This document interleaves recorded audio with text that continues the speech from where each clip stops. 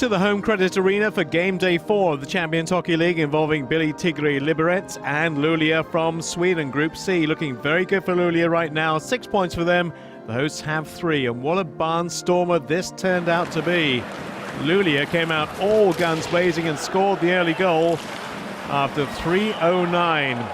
Arttu Ilomäki, what a great signing he's been for the Swedes, assisted by Oskar Engsund and by Carl Mattsson. See many more of those, I'm sure, through the season. But Liberec got their act together and scored the game tie at 9:43. And Libor Hudacek, the top scorer for the team, netting with that one. Michael Berner and Mikael Bollier make it 1-1. And 2-1 with this goal at 13:30. The crowd goes absolutely mad for Lukas Krengelok.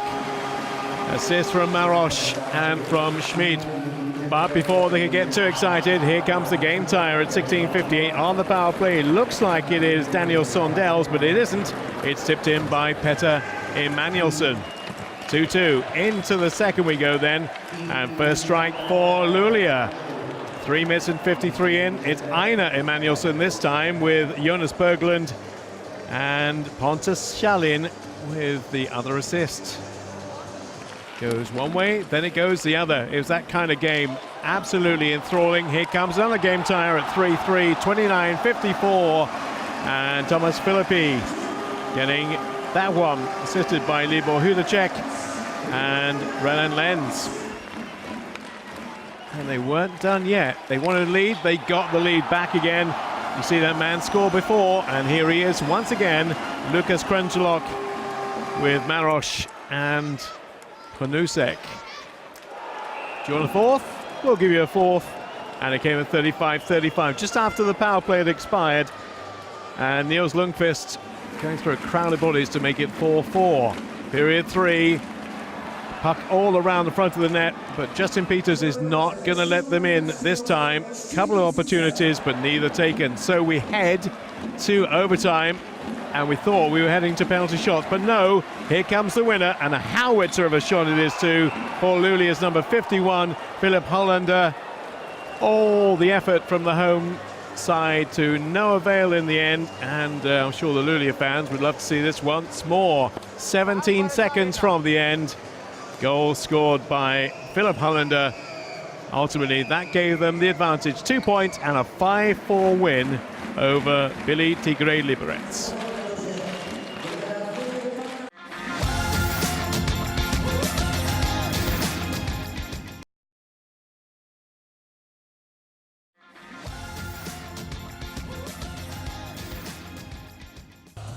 These two teams met back on game day 1. The Stockholm side going into Tichy and winning 6-2. Since that first game, Djurgården have won and lost games against Vienna and now sit second in Group F with 6 points.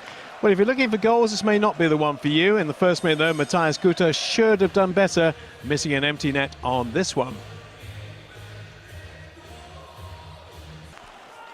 Bartosz Chura thought he had scored for the Poles, but the referee, as we will see, has disallowed it for a very good reason. There is quite a bit of goalie interference. They didn't think so, but he was right on the spot. It was a bad day for Guter, missing again from close range here. Oh, you probably wonder how he missed it. Good rebound, but just not able to put it away. Another disallowed goal now for Christian Moraskowski. Did he kick this one in? Well, the referee thought so. On replay, not totally sure. But he is, and he counts.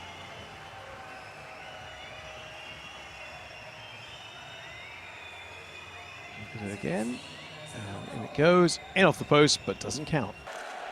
Same player involved in the next passage of play on the power play. And a scramble it is, but they can't manage to scramble at home. A little melee around the front of the net, but no way through.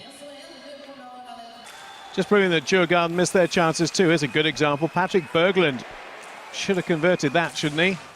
Man of his experience and so many years of top-level hockey. Didn't happen for him.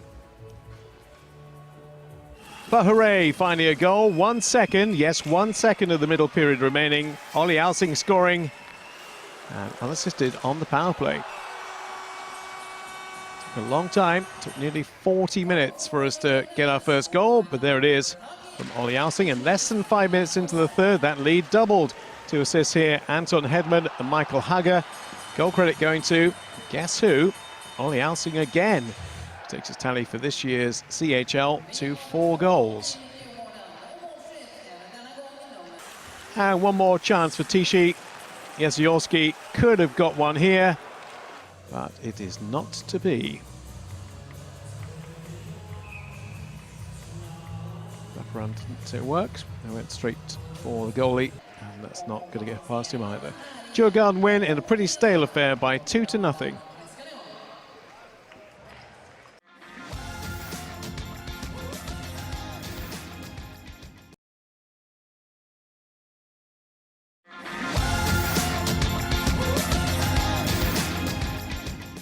A week ago, there was a very feisty game between these two teams, which went to overtime in Finland. 9 points is what the Swiss can get to if they win. Lahti need to find their road form again. Well, it looked like we were in for a goalless first period, but the visitors did break the deadlock. 2:35 from the end. Tavi Varatanen converting from the pass supplied by Valtteri Merilu. Had been coming, had some chances, and this is the first that they converted on. 1-0 to the Finns. Well, Yannick Heron responded early in the second for Lausanne with help from captain Etienne Fouadreau. Well, it's something to get excited about. Hasn't been too much up to this stage, but that's a good conversion from Yannick Heron, who will feature later in the event. Martti Aaltonen restored the Finns' narrow advantage with a solo effort on 31:04. Plenty of bodies in the way, but you still have to score them. That was a terrific shot. And suddenly the advantage switches again. Well, the home side created some very good chances. This is certainly one of them up there. Tyler Moy setting up Yannick Heron. Not to be on this occasion. How close? That close. Here's 3 Lausanne players buzzing around the net. Cody Arman not able to put the finishing touches to this one.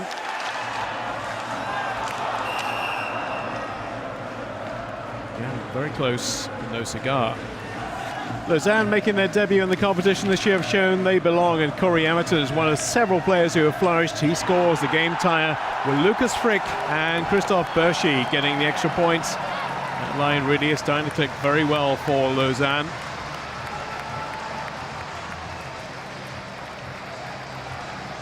Now, the Swiss team thought another win in the Champions Hockey League was beckoning as Canadian Josh Juris buries the puck with just under 5 to go in regulation. And fans, their celebrations ready for a victory.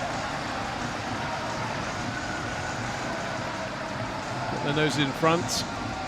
But not so fast. 23 seconds to go. 5-on-3. Jesse Mäkinen ties the score at 3 apiece. 23 seconds from the end. So it means a case of bring on the overtime. That can separate them. Dreaded penalties now. Yannick Heron and Tyler Moy both scoring for the home team. Finns missed out on all of their chances. Jesse Jolonen, the final one for Lahti. So the Swiss emerge victorious. 4-3 to them. They go to 9 points.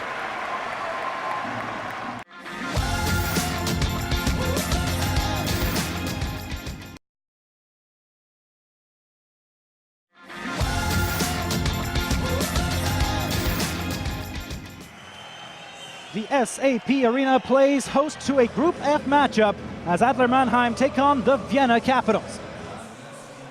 Mannheim sitting in prime position to qualify for the next round of competition. A regulation victory would guarantee it, no questions asked, and they get off to a quick start in that department. Not even 4 minutes in and Ben Smith has got the opener. 3:45 the exact time, and that rebound was too juicy to pass up as he hammers it home and gives a little fist pump in celebration. And why the heck not? That's the opener, and a big one at that. Still in the first period of play. Would we find some more goals? Well, not right away. A bit of a scramble around the Vienna Capital side of the net. Bernhard Starkbaum doing what he can to keep his team in it. And the breakaway would prove more problems for his side of the ice. Not a goal this time around, but 29 for the Capitals does well. To the second frame of play, where we would find ourselves with a little more offensive flavor in the form of Mannheim yet again. Brent Redeke makes it a 2-0 lead. It's all about that tip out in front. Look at that go. Bang, bang, bang, and that's a second goal, 22:55, the time of his tally.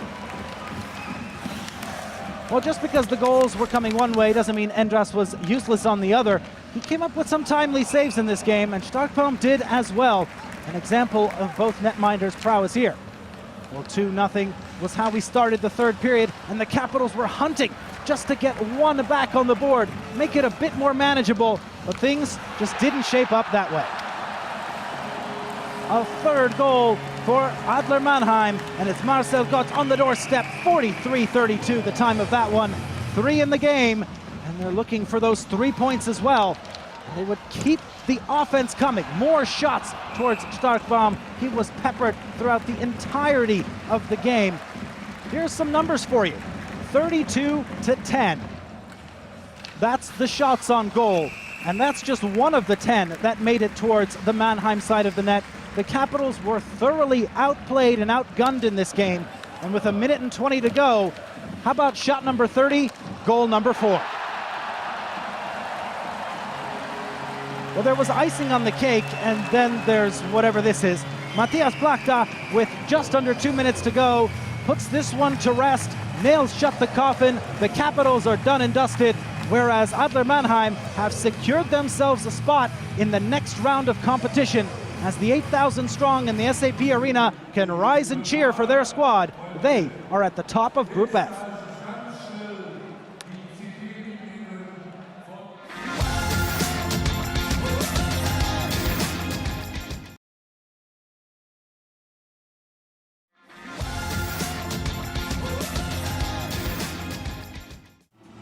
Group D is turning out to be a little tipsy-topsy-turvy, as we've got a chance for teams to move around the positions in this one.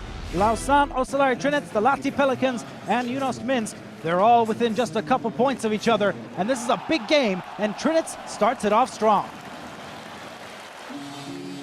They're looking for another W in this competition. They've been here before, and Erik Hirna gets the opener 1 minute in. But one goal would not be enough for them in the opening frame. About midway through the period, Ondrej Kovarchik makes it a 2-0 lead. The passes are beautiful. There's no defenders to be found, and that's a helpless goaltender in the net, just flailing his limbs around, hoping for the best. Not this time, though. Well, Trinitz 2, again, it wasn't enough, was it? 3 in the opening period. This one with just about 35 seconds left to go. Officially, it'll stand as 19-24. Tomas Marcinko, and the bench goes wild. On to the second frame, and guess what? How about some more scoring? Almost 7 minutes in, and Marian Adamek gets the 4th goal for Trinitz at the Werk Arena, with the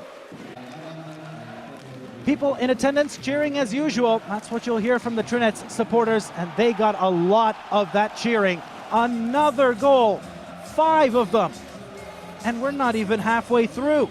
David Kofron makes it another one, 27-23. But thankfully, or unthankfully, we would have a little bit of a break from the Trinitz scoring.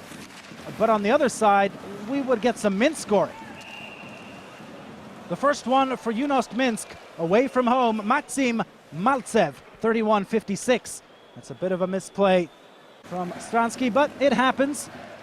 Fortunately enough, with a 4-goal lead, it wasn't too bad. But then another miscue. A second one for Minsk in the period. Just about a minute and a half later, Maxim Parfeyevets makes it the second, but it's still quite a hill to climb. Would we get another goal from Trinitz? Not this time around, but a beautiful stop with the blocker. Take a look at it, just throwing it up there and getting just enough to keep it to a 3-goal game. But unfortunately, how about back to 4? Another goal for Trinet's Martin Adamski, 58-11 the time of his goal, but we would have one more. There was just no quit in Trinet's. They're down, they're out, and now it's just kicking, I don't know, a lifeless animal or something. It's not good. Matej Stansky, another goal as Trinet's absolutely dismantle Junost Minsk, and the two swap places in the Group D standings.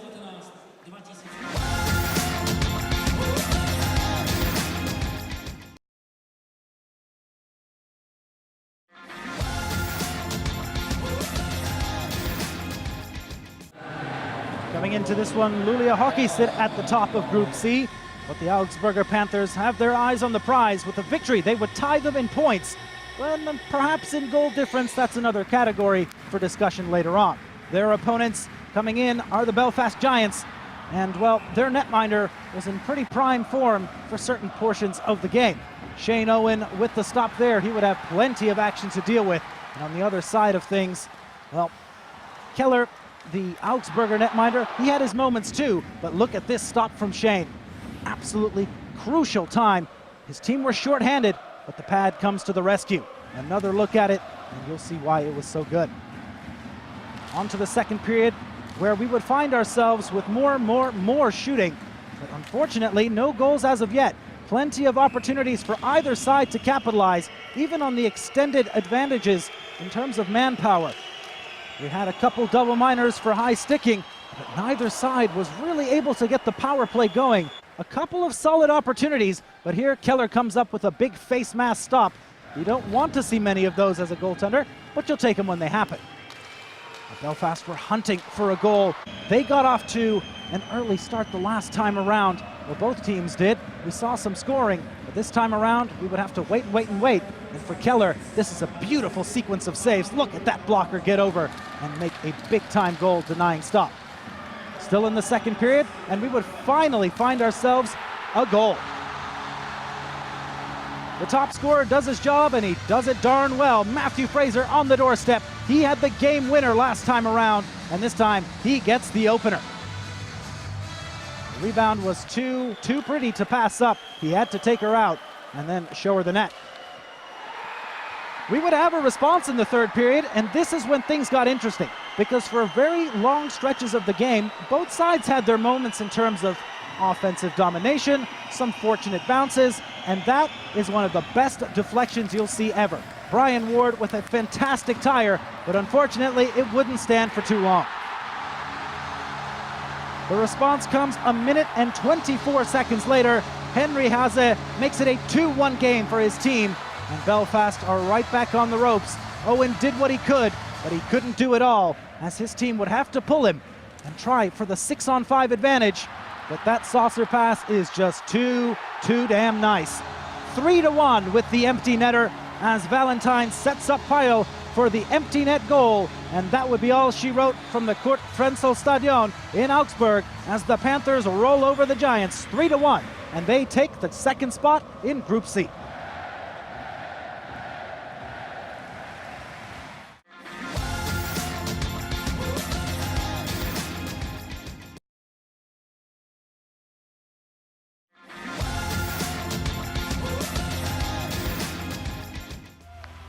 BLBN has been the class of the CHL's debutantes this year. With a perfect 9 points from their first 3 games, Beal traveled to Tampere in high spirits and atop CHL Group A. Beal won the first meeting between these two clubs last week 1-0. That chance on goal from Mike Kunzle, stopped by Christian Helyenko between the pipes for Tampere. Called into action again here nearly as crashing the net Peter Schneider. Shot just deflected at the end by Charles Bertrand. And at the other end, Jonas Hiller finding himself in a slight tangle. Thought he had the puck covered, but kicked away actually by his teammate Jan Neuenschwander. Then Schneider again trying his luck, but not able to really release the shot on the backhand. Good outlet pass finding the Austrian international, but can't tuck the puck home. And Beal on the power play later on. Helyenko making the save with the mask. Tony Rayala, the harsh shot. Still no goals, though, after the first period. But into the second, finally, Tyler Morley in the top scorer's jersey thanks to his 4 assists on Friday against Klagenfurt. gets his first goal of the CHL. The shot going all the way through into the net past Hiller. And Tappara, the power play goal, they lead 1-0. Tappara 4 power plays in the second period. Decent half chance there for Jari Karjalainen, but Hiller getting the right pad across. More power play action and another shot from the 27-year-old winger Karjalainen, who had a goal against Klagenfurt on Friday, but denied here by Hiller. Still Tappara 5-on-4. This time the glove save made from Teemu Suhonen by Hiller. Beal outshot 19-3 in that second period, just the one goal in. Then Beal more than a minute of 5-on-3 early in the third, but can't get the puck home. Marc-Antoine Pouliot dragging to the corner, dishing out to Damien Ria, but he doesn't test Helyanko. Beal wasting that opportunity, late on, still trailing 1-0, and the glove save, meat and drink to Helyanko. Shot taken by Luka Kunti. Beal tried their best, pulled the goalie Hiller for an extra attacker late on. But Helyanko, easy save made here from Anssi Salmela, with Mike Kunstla again on the doorstep. Helyanko making the save, and Beal denied. Their first loss in the CHL, 1-0 win this time for Tappara Tampere.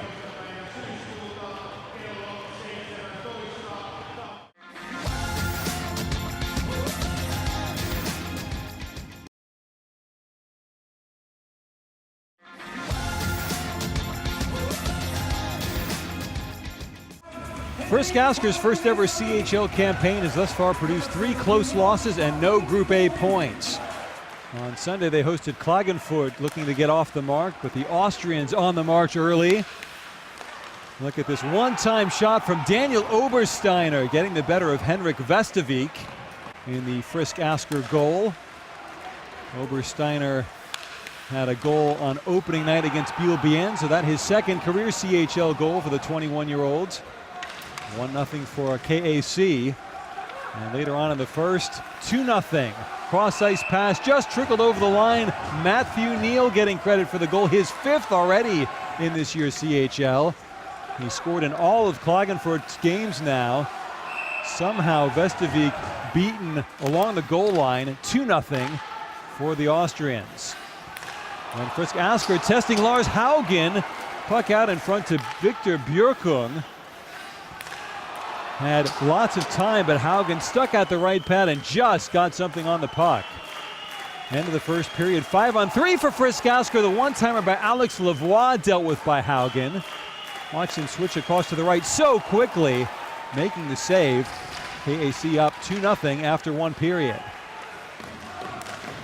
Frisk Asker kept knocking on the door, but Haugen kept answering. This pass from behind the net by Mikkel Christensen. Shot taken, maybe just off the pipe. It's Adam Comrie then. The puck trickled over the line, 3-0. Marco Richter getting his second career CHL goal. First of this season, just through the 5-hole of Vestavik. Klagenfurt on their way. Trying to make it 4-0 in the second, but a good save here from Vestavik on Richter, looking for his second. Pass across from Patrick Harand. Frisk Asker open ice late in the second period, but another save from Haugen, this time denying Magnus Gaheb.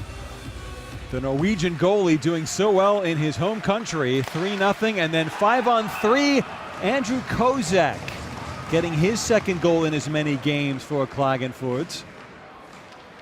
4-0 now. Former Linz player beating Vestavik. And Klagenfurt very much on their way in Group A. Frisk Asker still trying. This time Christensen denied on the doorstep by Haugen. 26 saves on the night for Lars Haugen. Eventually pitching a shutout. As Klagenfurt now with 9 points, joining Biel atop Group A ahead of Tappara. And Frisk Asker still pointless.